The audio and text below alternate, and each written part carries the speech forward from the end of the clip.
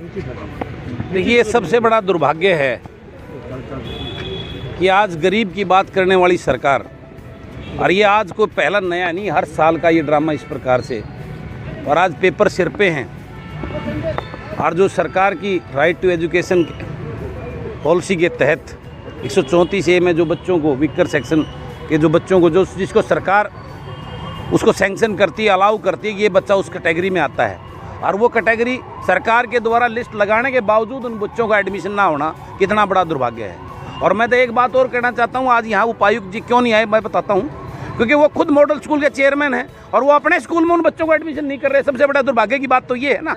तो ये सरकार की जो है असलियत का पता चलता है, क्योंकि उपायुक्त तो गवर्नमेंट के उसके हैं ना, अधिकारी हैं। अगर वो अपने स्कूल के अंदर जिसके वो चेयरमैन हैं, तो उसमें अगर उन बच्चों को एडमिशन नहीं करे तो उनकी नीयत में कितना खोट है ये तो सामने सबके सामने नजर आता है। अगर वो नहीं करना चाहते तो इस प्रकार का ड्रामा क्यों कर रहे हैं? वो इस पॉलिसी को खत्म करें। गरीब आदमी अपने आप सोचेगा बेचारा मेरे को बच्चे को कहाँ ले जाना। इस टाइप की पॉलिसी लाकर, स्कूलों का दोष मैं नहीं मानता, इसमें ज़्यादा स्कूलों का दोष है, क्योंकि जब एक पॉलिसी इस प्रकार की लाई है भी प्रत्येक बच्चे के इतने पैसे सरकार उन स्कूलों को पे करेगी और वो पेमेंट नहीं कर रही, तो मैं पूरा दोष स्कूलों का नहीं मानता। ये सरकार, या तो सरकार ऐसी पॉलिसी लाए भाई हम कोई पैसा नहीं देंगे और आपको इतने एडमिशन बच्चों को पढ़ाना पड़ेगा, फिर वो होता है, या इस पॉलिसी को ख़त्म करें।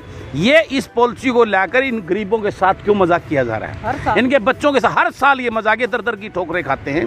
ख़त्म करें ना, सच्चाई बयां करें। ये दोगली बातें क्यों करती है? एक तरफ तो कहती है गरीब के बच्चों को एजुकेशन देंगे, क्योंकि ये अनाज देना ज़रूरी नहीं है, इनके बच्चों को एजुकेशन ज़रूर चाहिए। ये अपना पेट तो मजदूरी करके दिहाड़ी करके भर लेंगे किसी भी तरीके से, लेकिन ये एजुकेशन इनके बच्चों को, क्या सरकार की पॉलिसी है इनके बच्चों को अनपढ़ रख के उनको भी मजदूर रखना चाहती है? ये सच्चाई है। क्या इनको ऐसे ही गुलामी के दौर में रखना चाहती है? इनकी करनी और कथनी में यही फर्क है। यहाँ आए तो जी देखिए, अभी ये आश्वासन दे के गए हैं, अबे सबका होगा। हम एक दिन का और उसमें, क्योंकि कल की लास्ट डेट है, क्योंकि मेरा उद्देश्य को लड़ाई करना या ड्रामा करना या अखबार टीवी में चलना नहीं है। मेरा उद्देश्य है इनके सभी बच्चों का एडमिशन करवाना, इनकी एजुकेशन मेरा उद्देश्य है। ये मेरे हल्के के नहीं है, ये वोट के लिए नहीं आया मैं यहाँ पे। ये सारे रोहतक के बतराजी की कॉन्स्टिट्यूएंसी से हैं सारे, लगभग 99%। एक आधा परसेंट मेरे तो एक आधी होगी, नहीं तो कोई भी नहीं है। तो मेरा उद्देश्य इन बच्चों का एडमिशन करवाना है। मेरा उद्देश्य सरकार से लड़ना नहीं है। मैं मुख्यमंत्री जी को रिक्वेस्ट करी है, रिक्वेस्ट लेटर लिख के मेल करके आया हूँ, एजुकेशन मिनिस्ट्री को करके आया हूँ। मैंने उनका इनके साथ इनके बच्चों का एक साल खराब होने की बात कर रहे हैं, इसमें इनका क्या दोष है? ये जो पॉलिसी बनाकर जिस नियम के तहत इनके एडमिशन उनको करें। इनको हर साल का ड्रामा है, गरीबों को रिक्वेस्ट करना, धक्के खाने पड़ते हैं अधिकारी, या इनको दफ्तरों में घुसने नहीं देते। देखो कितना, ये लोकतंत्र थोड़ा ना है, ये कोई यहाँ तमाशा करने आए थे? ये अपने बच्चों को एडमिशन कराने इधर इतनी दूर रोक कर जो है ना यहाँ पे वो सुन के चले गए। यहाँ पे कल ये कहाँ का लोकतंत्र की बात करते हैं? कल भी नहीं हुआ तो आगे भी क्या? कल नहीं हुआ तो यहीं बैठेंगे इसके दफ्तर के सामने, मैं इनके साथ बैठूंगा, धरना देंगे, मैं इनके साथ बैठूंगा। और ये नहीं होगा तो दफ्तर भी नहीं चलेगा, मैं यहीं बैठूंगा, इनके साथ में बैठूंगा। और वो दफ्तर, ये इनके बच्चों का वो नहीं चला, इनके बच्चों का स्कूल बंद होता है तो ये दफ्तर और ये चीज़ें भी बंद करवाएंगे। ये बिल्कुल इसमें कटे। मेरा उद्देश्य को लड़ाई करना नहीं है। मैं तो बार बार मुख्यमंत्री जी से, एजुकेशन मंत्री जी से निवेदन है मेरा हाथ जोड़ के कि इनके बच्चों को शुद्ध बुद्ध लेकर इनका एडमिशन कराएं। इस गरीब के बच्चे को शिक्षा सबसे ज़रूरी है। वो शिक्षित होगा, अपने दम पर अपने घर को और अपनी बुलंदियाँ छू सकता है। उनकी भीख की ज़रूरत नहीं है, उसको एजुकेशन की ज़रूरत है।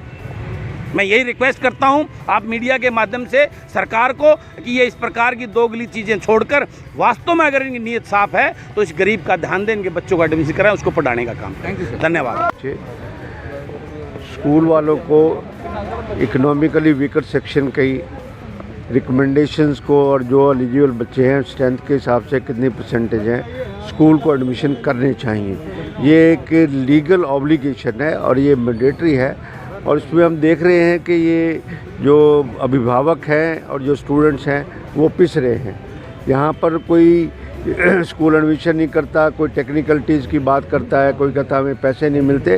वी आर नॉट, बिकॉज ये सरकार ने कानून पास किया है और सरकार की भी इसमें बड़ी कोताही है, हद से ज़्यादा कोताही है कि इस इशू को सीरियसली नहीं लेते। या तो ऐसा कानून मत बनाओ, कानून छोड़ दो इस कानून को, बात खत्म होगी। बेचारे दर दर धक्के तो नहीं खाएंगे किसी हालत में। कुछ है, जब कानून बनाया है तो उस कानून की पूरी पूरी पालना होनी चाहिए।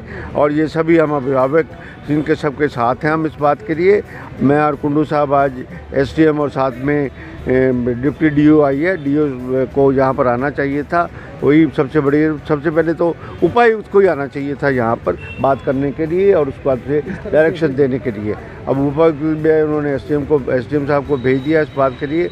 हमारी बात हुई है इनसे और इन्होंने कहा है कि आश्वासन दिया है कि इन सब बच्चों के एडमिशन, DO तो ये कह रही थी कि ज़रूर होंगे।